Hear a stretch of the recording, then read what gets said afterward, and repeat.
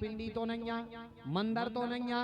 अगर शंकर जी को मंदिर होए के पिंडी धरी हो तो उते लाबरी ने बोलियो, पहल दूर चले जाइयो और दूर जाके और उते फिर खूब लाबरी दाए रहियो, बात अलग है। लेकिन पास में मत बोलना झूठ, क्योंकि शंकर जी के पास में झूठ बोलोगे तो शंकर जी जीवन में कभी नहीं छोड़ेंगे।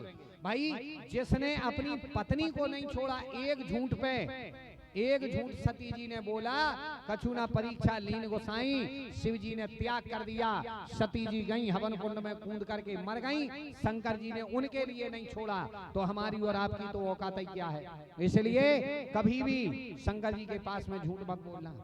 सती जी ने झूठ बोला, गलती पर गलती, गलती पर गलती करी, अंत में हवन कुंड में कूद करके मरना पड़ा। और वही गलतियां आज पार्वती बन करके ये आई थी, कथा सुन रही थी, वही गलतियां सामने आई तो इनकी आंख लग गई, नींद लग गई।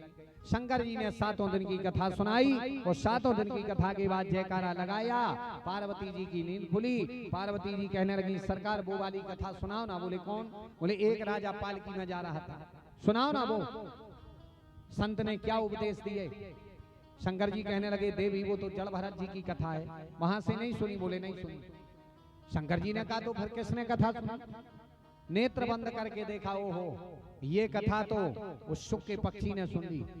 सूत जी महाराज कहते ऋषिवर जो ही उन्होंने ये कहा, ये तो शुक के पक्षी ने कथा सुन ली शायद, तो इन्होंने त्रिशूल लिया और त्रिशूल लेकर के उस शुक के पक्षी पर प्रहार कर दिया। आगे आगे शुक का पक्षी, पीछे पीछे त्रिशूल, आगे आगे शुक का पक्षी, पीछे पीछे त्रिशूल। शौनकादिक ऋषि कहने लगे, सरकार 1 मिनट के लिए कथा रोको भाई, या तो इस कथा का नाम बोल दो या फिर जो है शंकर जी गलत कर रहा है। बोले क्यों? बोले इसका नाम है अमर कथा। अमर कथा अगर नाम है तो शंकर जी फिर क्यों उसके लिए मार रहे हैं? बोले सुनो, इसका नाम अमर कथा है और इनने सुनी है तो अभी देखना क्या होगा। आगे आगे शुक का पक्षी, पीछे पीछे त्रिशूल गया और शुक के पक्षी ने जाकर के, और व्यास जी की पत्नी जमहाई ले रही थी, ये गया और जाकर के उनके मुखमंडल में से प्रवेश कर गया। जो ही मुखमंडल में से प्रवेश किया, सूत जी महाराज कहते ऋषिवर त्रिशूल वापस लौट करके आया। 1 महीना बीता, 2 महीने बीते, 3 महीने बीते। व्यास जी की पत्नी कहने लगी पतिदेव से, पतिदेव संतान होने के पूरे पूरे लक्षण हैं, संतान होने के लक्षण हैं। ये कहने लगे तो सुनो देवी होता क्यों नहीं? 2 महीने, 3 महीने, 4 महीने, 5 महीने, 6, 7, 8, 9 महीना बीत गए, 10 महीने बीत गए लेकिन बेटे का जन्म नहीं। 11 महीना, 12 महीना हो गए लेकिन जन्म नहीं। 1 साल, 2 साल, 3 साल, 4 साल, 5, 6, 7, 8, 9, 10 सालें बीत गई। व्यास जी अपनी पत्नी से कहने लगे, देवी प्राय 9 या 10 महीने में बेटा या बेटी का जन्म हो जाता, यहाँ 10 सालें बीत गई, जन्म क्यों नहीं लेता?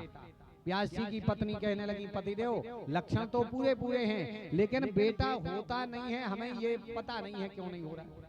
तो व्यास जी के लिए गर्भ ज्योतिष का ज्ञान था।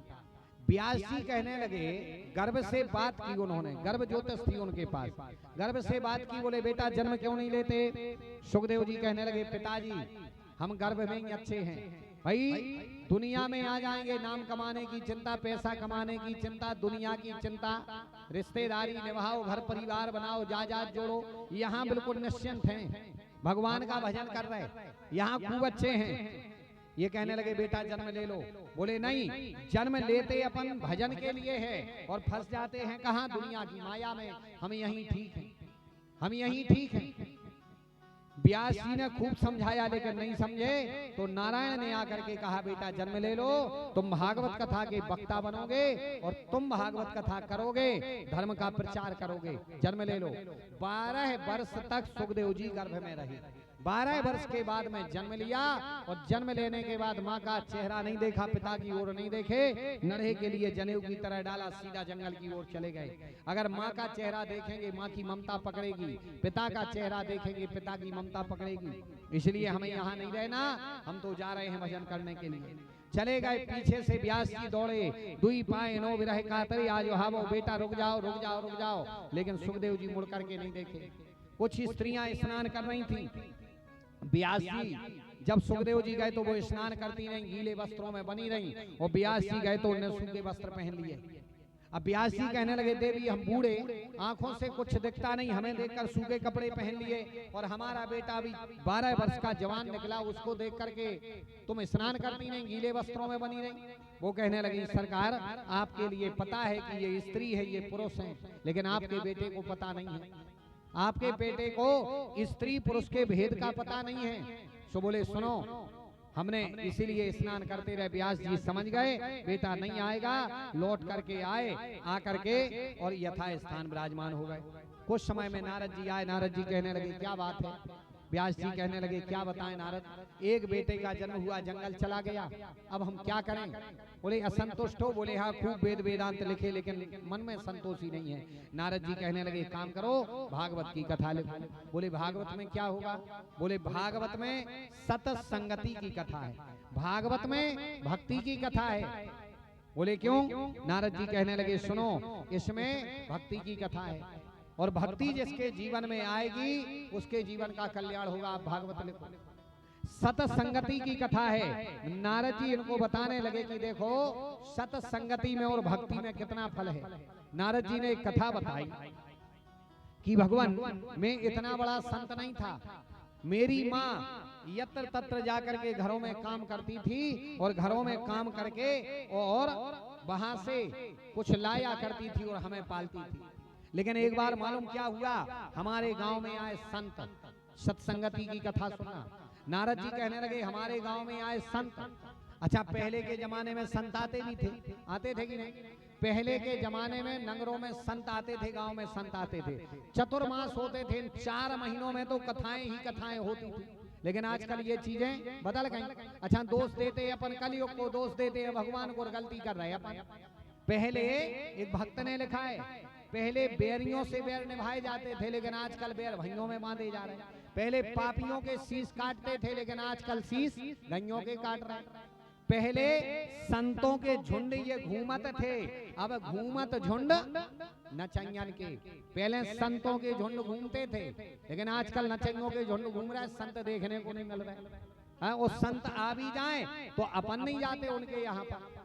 आजकल 1-2 बड़े आडम्बर, संत भी बनना हो तो तना आडम्बर राखो तो दुनिया तुम्हारे पीछे रहे ना नहीं रहे। गांव का सीधा सच्चा ब्राह्मण हो, सीधा सच्चा भक्त हो, साइकिल से चलत हो तो को से सीताराम ने का रहे का गरीब साइकिल से चल बेवारो।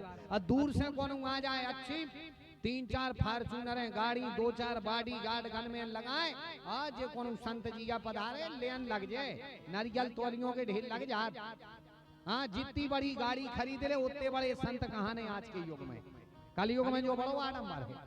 हाँ पहले संत आते थे तो भीड़ें लग जाती कथाएं सुनने को, आजकल नहीं लगा। तब काय में लगा भीड़, काय में लगा। अच्छा गत बातें कहाँ खोदा है आदमी। हाँ पलीता वारे डांस में, पलीता वारो डांस जाना ना हो। हाँ पहले कथा भागवत के लिए हो। आजकल किसी से बोलो भैया चलो भागवत सुन ले, काय नहीं जा रहा है। क्या लगा यार भागवत में आऊं तो हतो लेकिन पंडित जी तना उनसे अपनी बना तो नहीं है, उनसे अपनी बना तो नहीं है, सुनो ही आए। अच्छा अपन किसी से पूछो भैया कथा में काय नहीं आए, बोले उनसे बना तो नहीं आए। अपन कहो क्यों नहीं आए, बोले बोला हुआ नहीं लगो। अच्छा भागवत को बोला हुआ चाने, भागवत के लाजे नहीं तो चाने, भागवत के लाजे बना तो नहीं आए। अच्छा और उल्टे कामों के लिए अगर पलीता वालो डांस हो रहा हो तो पलीता वालो डांस रात के 12 बजे कहूँ पलीता देखा जाए, फिर देखो गद बने घला थे अपन उनसे कहो काय भैया होते काय गए थे, तुम्हारी तो बुराई हती फिर काय गए। बोले वो और हम कौन उनके घरे गए थे, हम तो ऊंचों तरिया पे होके देखा तराए। अगर ऐसी कथा दूसरे के ना हो सुन ले तो अपन कहो काय नहीं हो तो नहीं हतो तुम्हें, अरे बोले मैं का नहीं हो तो दूर हो देखा तराए, तो कथा दूर होकर सुन ले तो ना ही लेकर। ये कलयुग है, कलयुग यही तो अपनी बुद्धि खराब करें। और देखना भागवत में जाओगे, मंदिर में जाओगे, धर्म में जाओगे तुम भक्त कहे जाओगे, और उल्टे सीधे कामों में जाओगे पलीता वाले डांस में जाओ तो भक्त ने कहे हो। अच्छा मंदिर में जाइयो बिल्कुल तुम पे कच्छू ने बने, कुछ ने बने, एक मंत्र ने जाना तो मंदिर में जाके ठाणे हो जाइयो। कथा में तुम्हें कच्छू समझ में नहीं आवे, 3 घंटा बैठे रहियो मुंह हलाओ। आदमी के यार कितनो अच्छो भक्त यार भारी चित्त से सुन रहा, अब बिल्कुल कच्छू नहीं आई समझ में। मंदिर में गए कुछ नहीं मंत्र बनते लेकिन आंखें मीच के खबर कराते रहो घर की, अरे यार चारों काटवे जाने तो गइया ढीलवे जाने ती दवाई डरने ती सोराबीन को जाने के स्वभाव देखवे जाने तो अठाड़ी मंदर के आदमी का के हैं आर कितनो अच्छो भक्त है रे हैं कहे के नहीं। और अगर पलीता वाले डांस में जाओगे तो कोनो भक्त के है ने के होते का के है का के लगा तो ते केत का छू मालूम का के लगा बताएं के नहीं हैं बताएं अका छू के बताओ महाराज राम धनी तो थोड़े जोर से राम धनी तो कौन कमी मालूम का बोला। अच्छा देखो पलीता वाले डांस में का बोला। पलीता वाले डांस में एक बार होत है ऐसी गोलासी होत है ऐसी थे करे आई में बांधी जात का के तो मगोलासी डंडों से वजह थे का के तो नगारिया का के नगरिया कबम गौर से सुनियो वो पलीता वाले डांस में बजाते नगरिया पे जो डंडा गिरे भी डड़ा गिरे अभी का कहने लगा कई जोरो मुगर रही जोरो मुगर रही जोरो मुगर रही जोरो मुगर रही जोरो मुगर रही आप बिना बोला मुंह की गदबा दें गाली जो डड़ा गिरो वो डड़ा के थे जोरो मुगर रही जोरो मुगर रही जोरो मुगर देख गदबा दें खगरी नाक नाक जे पहुंचे बिना बोला मुंह की हैं। अच्छा फिर एक और रेत है वाह मृदंग बाबंदी रेत करे आई में बाका के लगा मृदंग बजा थे के लगा धेके है धेके है धेके है धेके धिक्कार है धिक्कार है धिक्कार है मंजीरा पूछत पाछे से बेतारे का पूछत कई केनको केनको केनको केनको केनको कौन खो धिक्कार कौन खो धिक्कार नचवे वाली ने हाथ उठाओ आ कई ये नखो अरे नखो जोन जे रात के 2 बजे अपने घर की लक्ष्मी को छोड़कर हमारा डांस देखने आए हैं इनको धिक्कार है इनको धिक्कार है। इसलिए याद रखना प्यारे मंदिर में जाओगे भक्त बनोगे कथा में जाओगे भक्त बनोगे उल्टे सीधे कामों में जाओगे भक्त नहीं कहलाए जाओगे धिक्कारे जाओगे। इसलिए कभी भी कथा हो बिल्कुल आमंत्रण हो या ना हो हमारी बुराई हो भलाई हो लेकिन भगवान हमारे हैं तो हमारे लिए उसको सुनना चाहिए धर्म की बात है। और पहले यही होता था संत पधारे संतों ने आकर के किया चतुर्मास जब संत जाने लगे तो नारद जी कहने लगे सरकार संत जब जाने लगे